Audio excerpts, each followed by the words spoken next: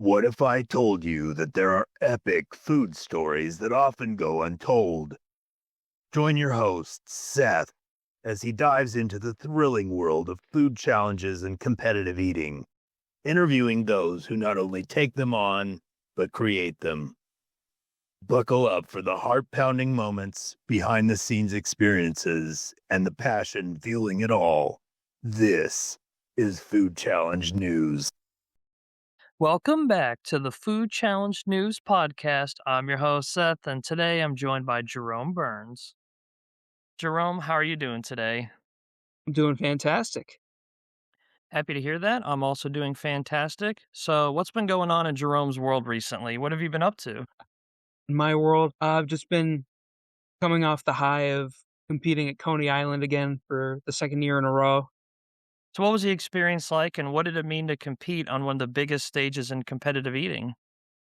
It was such an honor to be back. One was when I got accepted and invited last year, it felt like a complete fluke to me, and I didn't feel like I earned it or deserved it.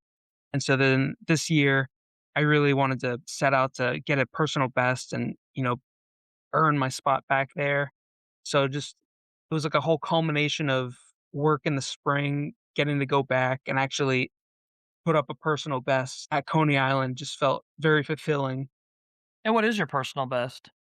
Right now it's 27 hot dogs and buns in 10 minutes. How much training did you have to do to get that personal best? Um Surprisingly more than I was expecting.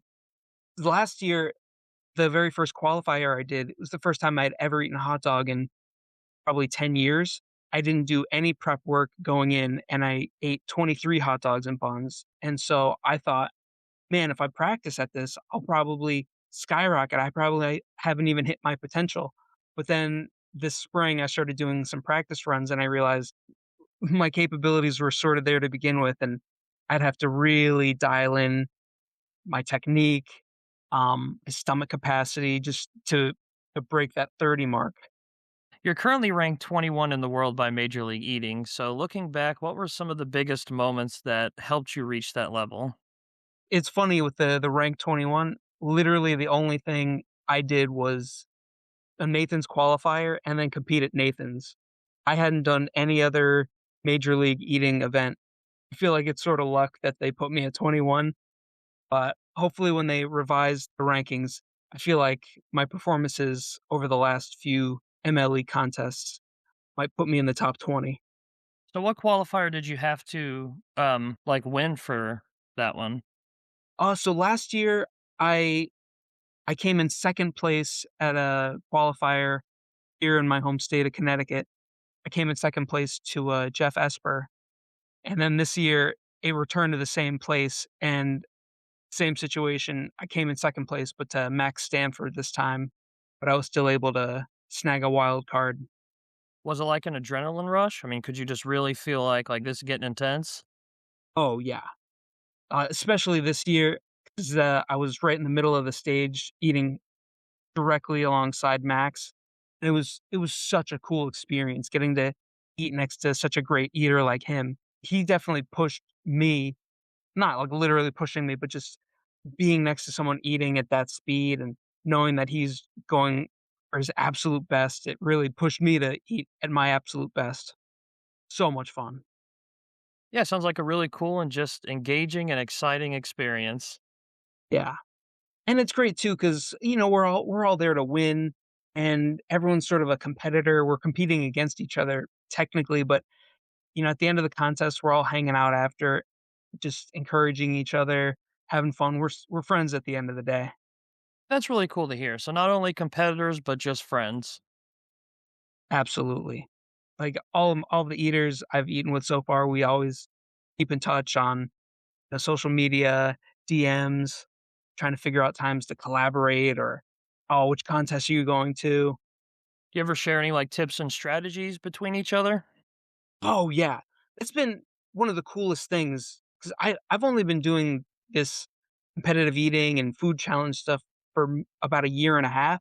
So I still feel pretty new to all of it. And every eater, even the professional eaters who've been to Coney for years, when I reach out and I talk to them, they're more than willing to, share their opinions, their strategies. So when was the moment that you decided you wanted to embark on a musical food challenge and competitive eating journey? That's the that's an interesting one, 'cause it almost feels like 2 different journeys that I've been slowly trying to merge.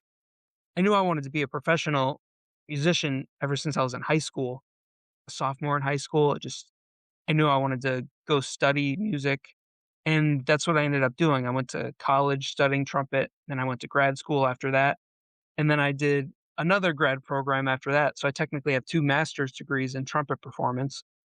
And now just in the last year and a half, I've been obsessed with doing food challenges and all of these competitive eating contests. And it's I don't want it to overcome my musical life, but I know there's like a weird similarity between the 2 in terms of preparing for a contest versus a concert. And like, how can I merge these 2 so that the eating doesn't get in the way of my music, but then I don't wanna sacrifice other things for my eating, because it's so much fun, and I'm getting such a fulfillment from that. It's a weird navigating which proportion or a balance of the 2. Both are very time and resource intensive. The time it takes to prepare for a concert, and usually the rehearsal schedules, it's so busy. It's not ideal time to be, stretching out your stomach or going and eating a 10,000 calorie challenge somewhere. You kinda need your wits about you physically and mentally. Yes, I play drums on a professional level, and yeah, I know what you're saying. That yeah, it can definitely be hard to balance, but at the same time, it's just it's amazing. Yeah. Yeah, and I know for you, it's like you wouldn't wanna go to you wouldn't have to play a gig after eating, a 30-inch pizza. Oh yeah, especially because with my long hair, I get to windmilling, and yeah, I don't think that would be too good, man. So, getting into some of your food challenge activities, your channel takes you to restaurants all over the country for unique challenges. But what makes a challenge stand out enough for you to say, okay, I want to get in the car, travel however long, and I want to film this challenge, or I want to fly here and do this? Like, what's that thought process?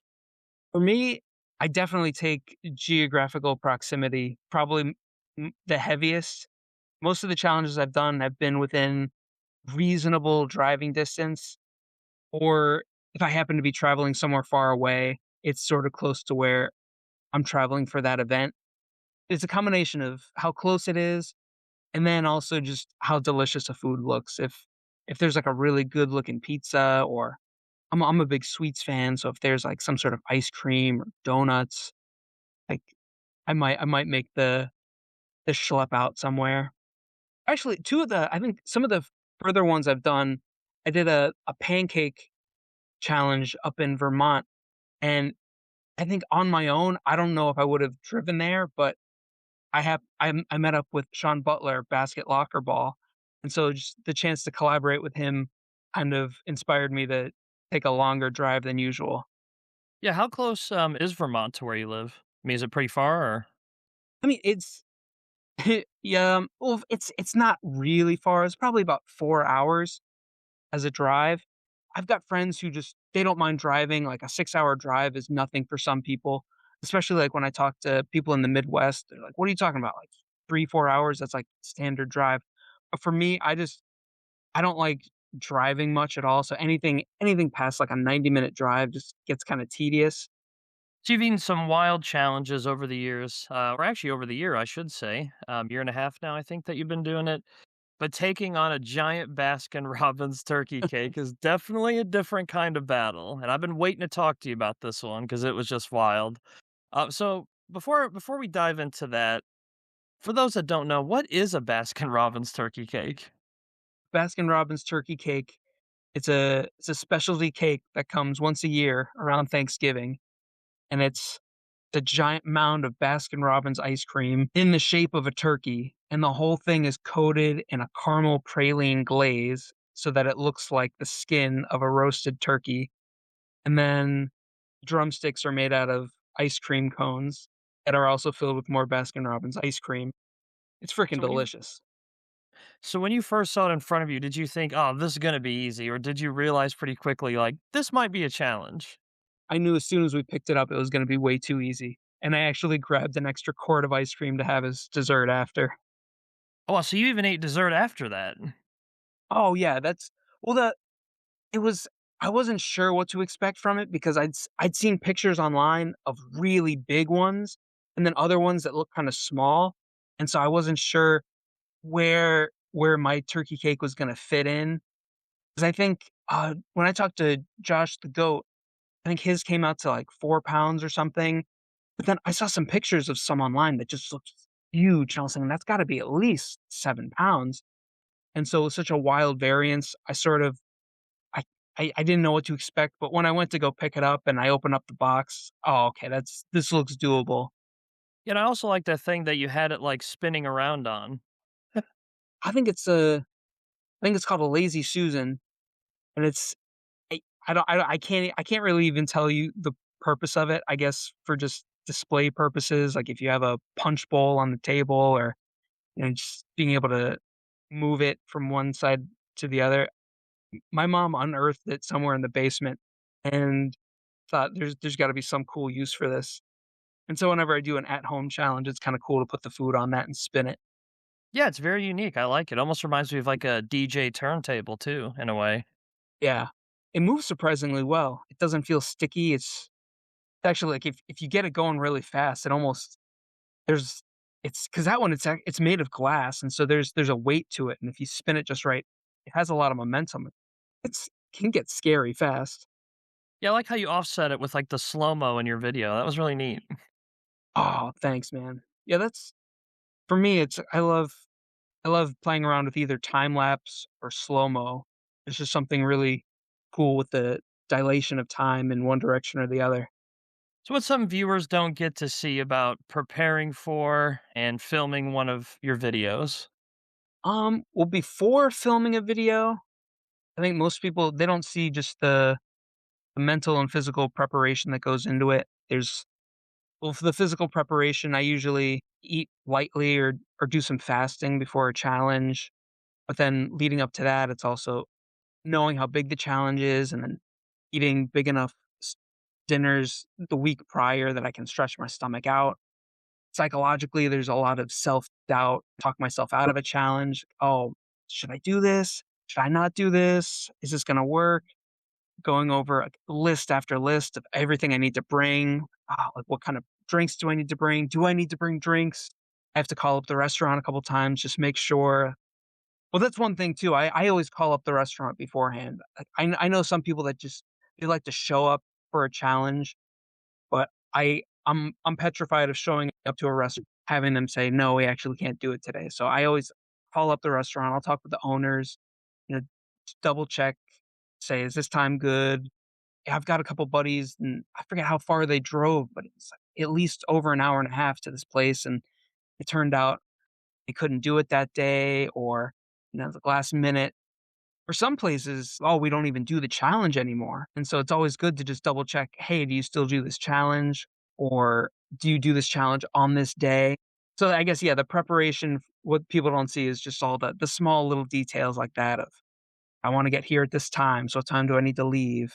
Adjusting for traffic, "What kinda stuff do you need to bring along?" And then once I get there, setting up the camera, like, where do I wanna put the camera? What kinda angle do I want? And the funny part too with the challenge, it's for me, I like eating my food really hot, and so I get this paranoia of the food comes out and I wanna get a good thumbnail, I wanna set things up, but then there's, like, this slight panic racing against the clock because I know once the food's out, it's just gonna get colder and colder, and I don't wanna eat cold food, so I wanna make sure I get all these fun pictures with it before I start filming.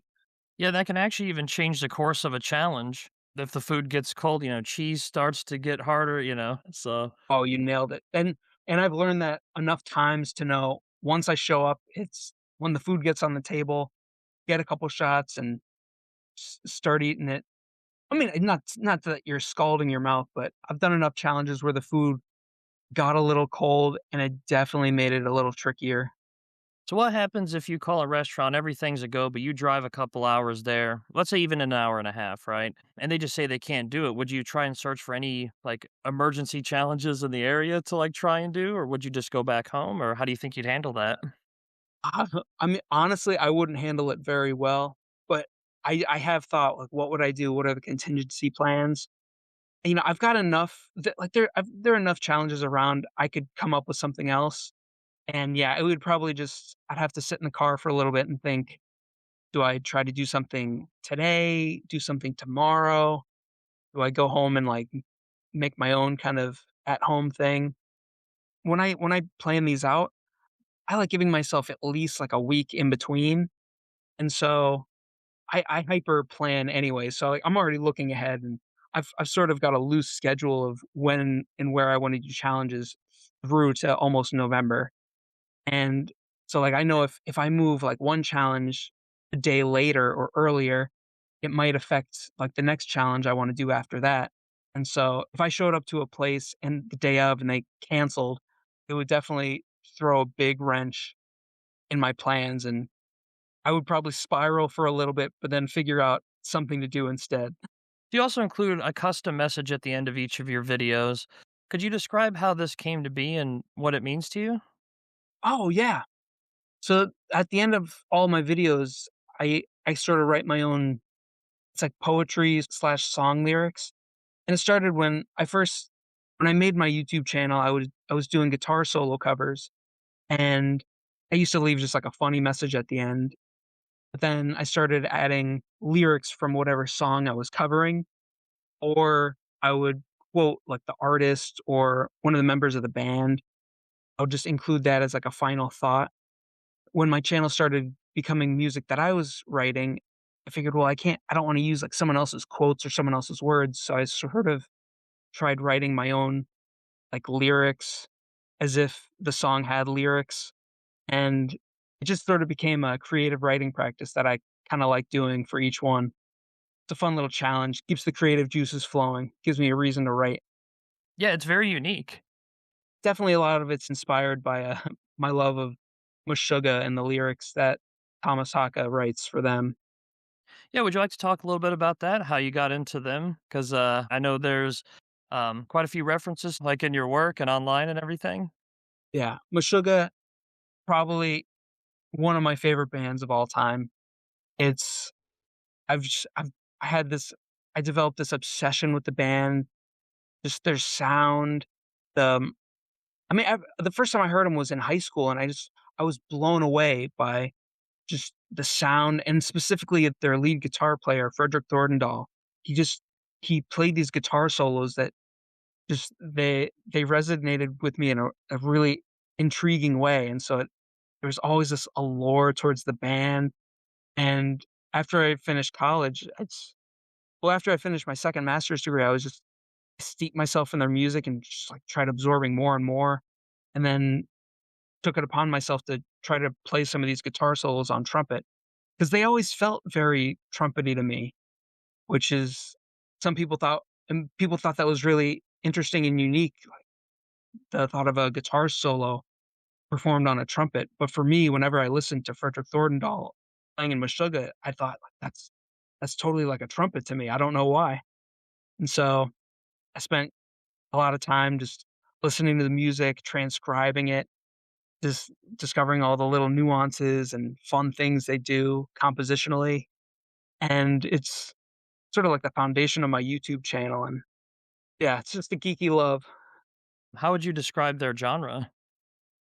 It's so unique and hard to describe.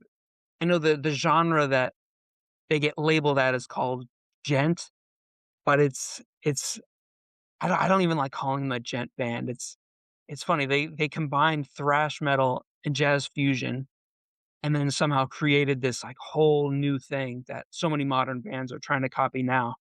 I don't know if I can describe it. If anyone wanted to know, I'd just, like, go check them out and hear it. It's when you listen to it, you'll get a sense. Yeah, and since we're on audio, how do you spell it? In case people want to look it up. Meshuggah or djent? Meshuggah.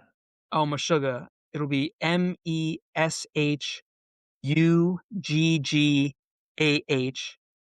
It stems from a Yiddish word that means crazy. I guess while we're at it, gent as well, if you want to spell that. Oh, gent is a crazy one. It's Djent. So looking back at all the challenges you've completed, which one stands out as the most memorable and why? Mm, most memorable. It's hard.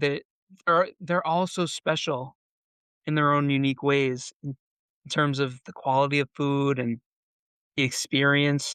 I mean, I can remember, I think some of the harder ones, I did this, 32 scoop ice cream sundae it came out to be almost 10 pounds of sheer ice cream.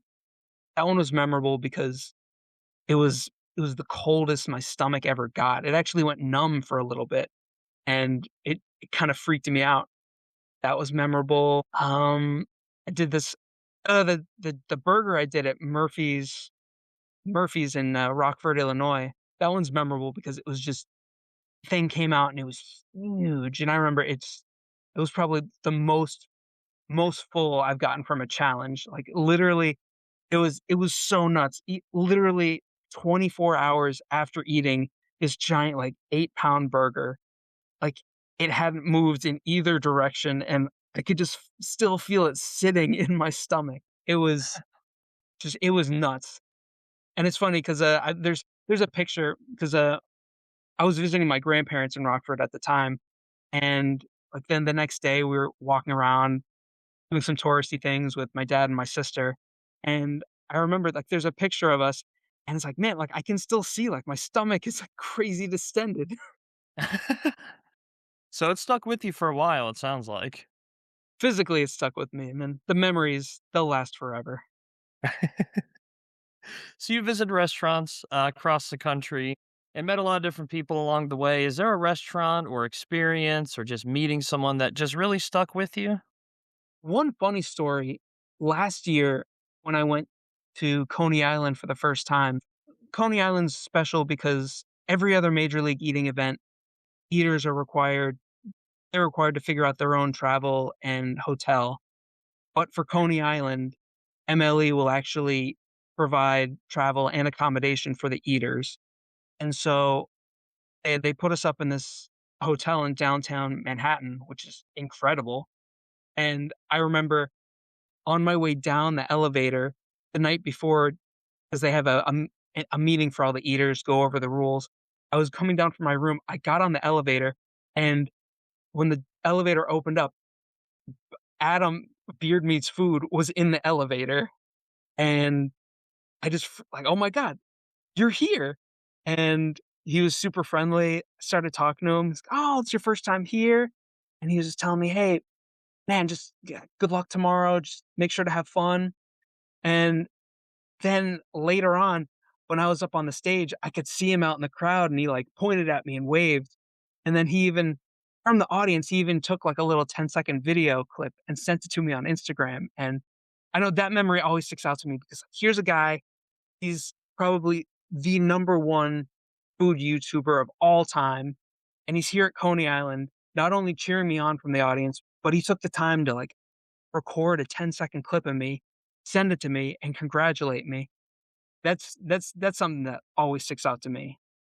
Yeah, that is a wild story. Wow. Yeah, he's that and that's, like, the only time I've gotten to really interact with him in person, and watching his videos, he always seemed like a nice, friendly, and cool guy, and actually meeting him in person, it's like, he's even cooler and nicer in person, like, his videos don't even show how awesome of a guy he is. So in your videos, you incorporate a very unique blend of camera angles, head banging sessions, and all out food domination.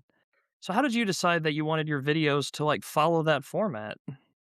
Well, part of it was just sort of a natural progression of the stuff I was already doing before the eating. When I was making videos before the eating, I was just messing around with a GoPro camera to either find like a cool slow motion shot I could use or a time lapse. And so then when I started doing the eating challenges, I'd bring my camera and it's like this stuff's pretty funny in either direction, either in slow mo or in a time lapse, and it's sort of just been the basis of visual footage when I make a video. And I kind of like it too because it's I feel like it's different than most other challenge or competitive eating videos. It's everyone else kind of has their own style, and I've worked enough with other YouTubers, and I've seen the way they work, and like I have so much more respect for people who record like eating challenge videos, like Randy, Max, Josh, Basket Locker Ball. Like I've seen them, and there's just a level of professionalism of getting their cameras set just right, and there's they're so exacting, and that just the precision to get everything set up. It blows me away. And then for me, it's as much as I love doing that, it's like I like keeping my setup a little simpler, even if it comes at the cost of, maybe a more polished or cool looking video.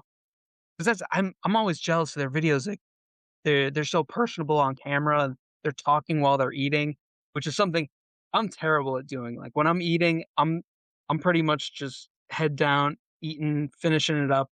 So having a long video of that, it's not necessarily the most interesting thing. So outside of food content, what's something people might be surprised to learn about Jerome Burns? Interesting tidbits. I lived in the Netherlands for 3 years when I was working on my second master's degree. Um, and some people don't know that. I mean, I used to be obese in high school, and since then I've lost over 100 pounds, and I've kept it off over the last like 15 years. But then outside of eating, it's funny. It's like it's like, oh, what kind of hobbies do you have outside of eating? Like for me, eating is the hobby. And then when I come back home, I'm teaching trumpet to middle schoolers and performing in local orchestras, various ensembles, doing online collaborations with other people, writing trumpet tracks for them. And we've talked a bit about a unique part of your channel is the custom trumpet music that you create for your videos. So how did that become part of your brand, and what made you want to include your own music? My channel has always been based around my music and trumpet playing. And so when I started doing the eating challenges, that's the eating challenges themselves, it was just sort of a fun visual to accompany the music that I would write. But then the writing itself, it was motivating for me for the writing because for the most part, I'll take like a restaurant challenge, and if I finish it in, 17 minutes, then I'll use the number 17 as the basis for my composition. So I'll write melodies that are 17 beats long or do something that incorporates maybe the first or seventh scale degree. Like I'll just like I'm a geek with numbers, so like I'll use whatever numbers from a challenge to inspire some sort of writing. 'Cause that's the hardest part for me when I write a piece of music. It's like I personally I don't sit down and just I'm gonna write something and write it. There has to be some sort of like impetus, or I don't want to say motivation, but it's like any sort of writing. It's you sit down and you're just confronted with infinity. It's hard to really narrow it down. So it's having an eating challenge and something to draw from kind of limits my my options, and then it makes it more playful. If that makes any sense. Oh yeah, absolutely. Yeah, it's cool to hear how you blend everything together. Whether it's food or music or even both. Just blending them. Yeah. And it's an ongoing exploration trying to figure out how to really tie these two together. So before we wrap it up, do you have anything you want to achieve but you just haven't had the chance to yet? Um, that's a tough one. I mean, I've definitely got little goals here and there. I want to keep getting personal bests in probably all the food disciplines I've tried so far. As far as achievements, well, one thing, just my geeky Meshuggah, my Meshuggah nerd is the number 33 is it's like a very important in the world of Meshuggah. So I thought it'd be funny to get to 33 hot dogs and buns at one day in competition. I've met the guitar player from Meshuggah, Frederick Thorndahl. One achievement, I would love to get to play with him one day, like perform some sort of concert with him. Not even necessarily with Meshuggah, just like a guitar, trumpet, or just anything. Just collaborating with him musically would be the coolest thing. Jerome, I want to thank you so much for coming on the podcast and chatting with me today. Oh, pleasure's all mine, man. Thank you so much for having me. And that concludes our interview with Jerome Burns. We'll have all of Jerome's links in the description below. And thanks for listening, everybody, as always. And we'll see you in the next episode.